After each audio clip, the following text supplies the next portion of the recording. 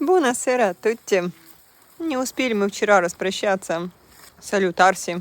С одной черепашкой. Ла Тартаруга. В переводе с итальянского. Злостной нарушительницей правил дорожного движения. Она стала героиней моего вчерашнего ролика. Как сегодня снова на дороге, недалеко уже от нашего дома, мы увидели еще одну. И если вчера была девочка, то сегодня у нас мальчик.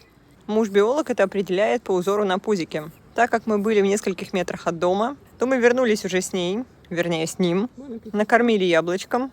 И муж сказал, что сея абитуата дали персоны, то есть это животное, привыкшее к людям. Видимо, мы не первые, кто его здесь угощает.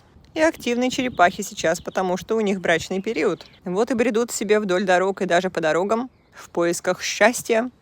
Но могут найти большие проблемы, потому что, к сожалению, на Сардинии не вырыты так называемые экодуки, тоннели для безопасного перехода животных, да и мало мест в мире, где это есть.